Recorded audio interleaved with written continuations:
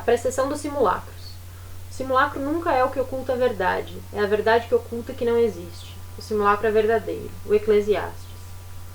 Se outrora pudemos tomar pela mais bela alegoria da simulação a fábula de Borges em que os cartógrafos do Império desenham um mapa tão detalhado que acaba por cobrir exatamente o território, mas o declínio do Império assiste ao lento esfarrapar deste mapa e a sua ruína, podendo ainda localizar-se alguns fragmentos nos desertos, beleza metafísica dessa abstração arruinada, testemunha de um orgulho à medida do Império e apodrecendo como uma carcaça, regressando à substância do solo, de certo modo como o duplo acaba por confundir-se com o real ao envelhecer.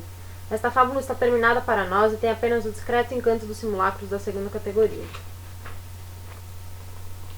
Hoje a abstração já não é a do mapa, do duplo, do espelho ou do conceito. A simulação já não é a simulação de um território, de um ser referencial, de uma substância. É a geração pelos modelos de um real sem origem nem realidade, hiperreal. O território já não precede mapa, nem lhe sobrevive.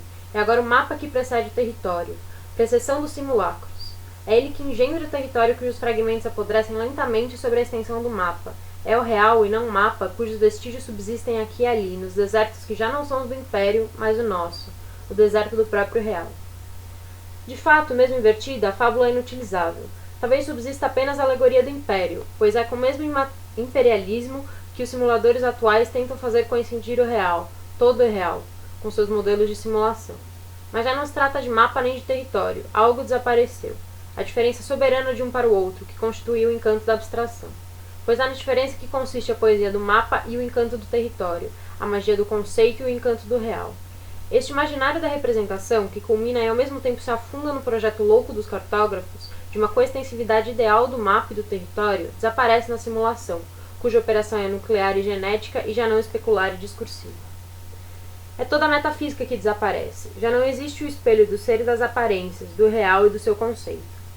Já não existe coextensividade imaginária, é a miniaturização genética que é a dimensão da simulação. O real é produzido a partir de células miniaturizadas, de matrizes e de memórias, de modelos de comando, e pode ser reproduzido um número indefinido de vezes a partir daí. Já não tem de ser racional, pois já não se compara com nenhuma instância, ideal ou negativa, é apenas operacional. Na verdade, já não é o real, pois já não está envolto em nenhum imaginário. É um hiperreal, produto de síntese irradiando modelos combinatórios num hiperespaço sem atmosfera.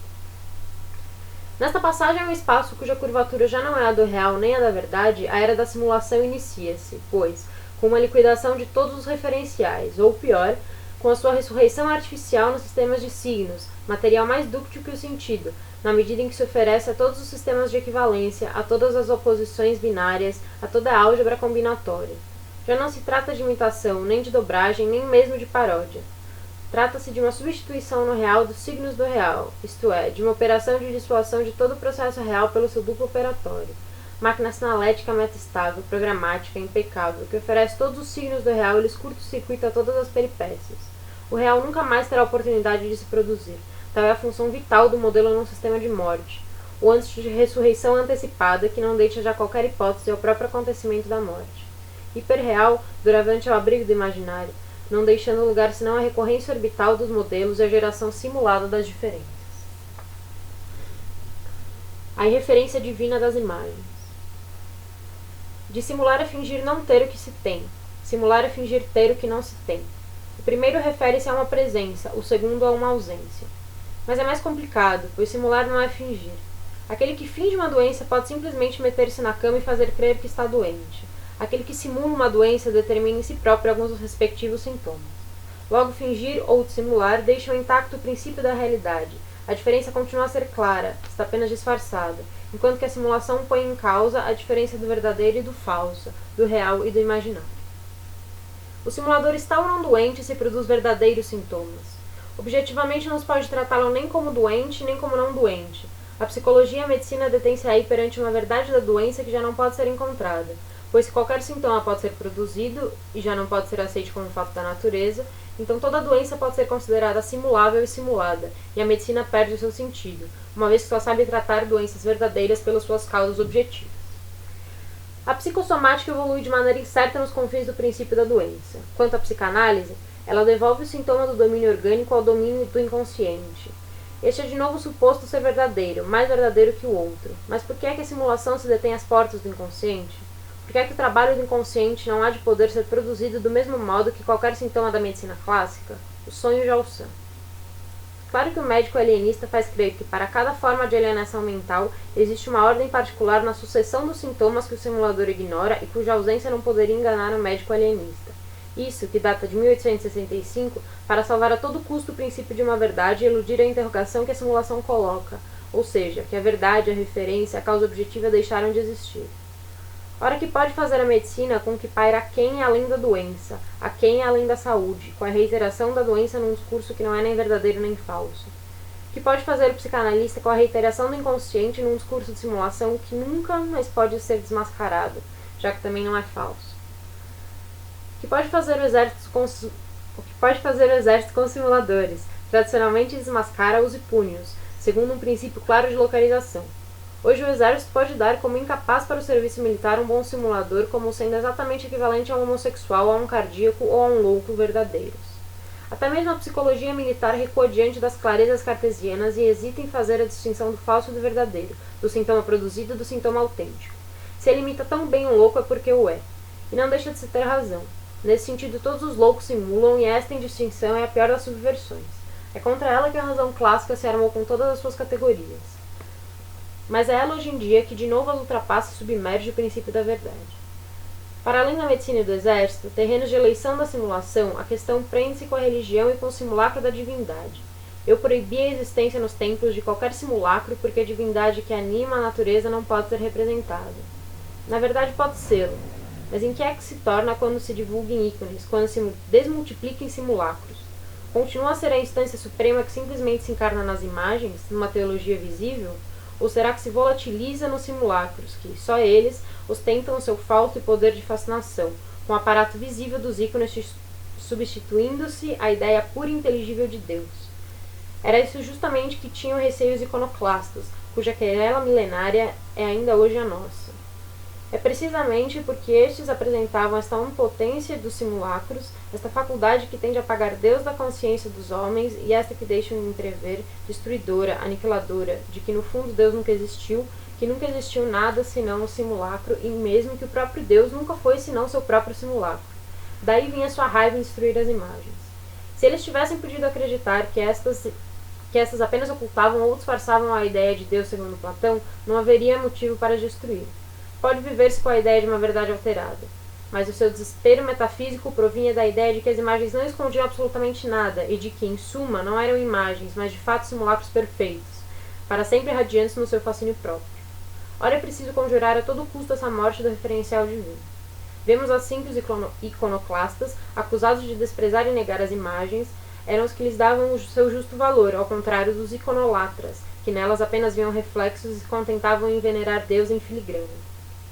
Mas podemos dizer, contrariamente, que os iconolatras foram os espíritos mais modernos, mais aventureiros, uma vez que, sob a luz de uma transparição de Deus no espelho das imagens, representavam já sua morte e sua desaparição na epifania das suas representações, das quais talvez soubessem que já não representavam nada, que era um jogo puro, mas que era esse precisamente o grande jogo, sabendo também que é perigoso desmascarar as imagens, já que elas dissimulam que não há nada por trás delas.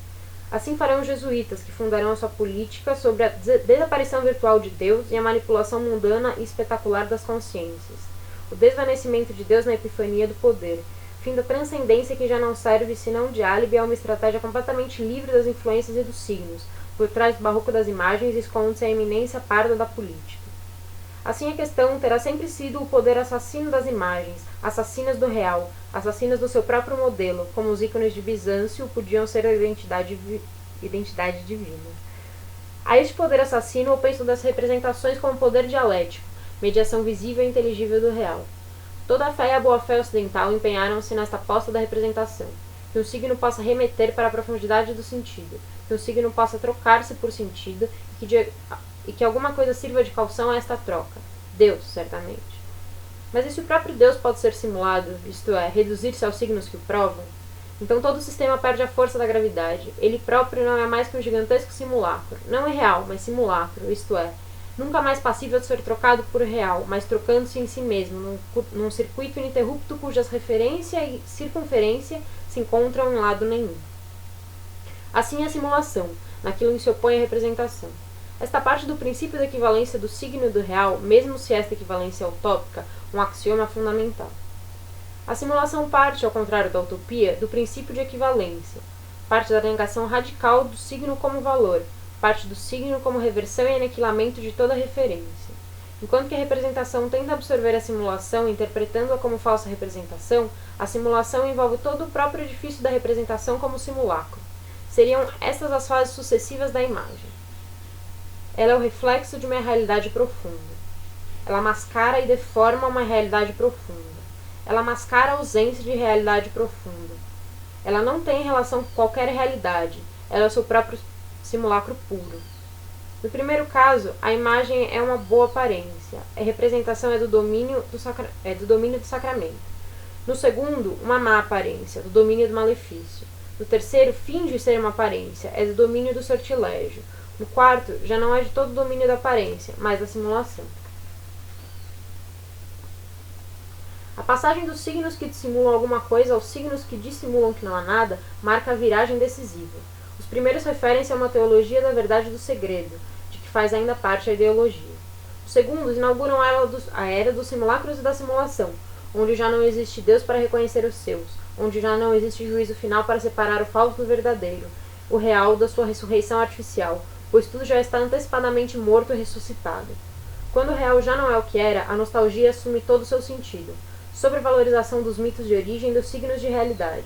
Sobrevalorização de verdade, de objetividade e de autenticidade de segundo plano. Escalada do verdadeiro, do vivido. Ressurreição do figurativo onde o objeto e a substância desaparecem. Produção desenfreada do real e de referencial. Paralelo e superior ao desenfreamento da produção material. Assim surge a simulação na fase que nos interessa. Uma estratégia de real, de neo-real e de hiperreal, que faz por todo o lado da dobragem de uma estratégia de dissuasão.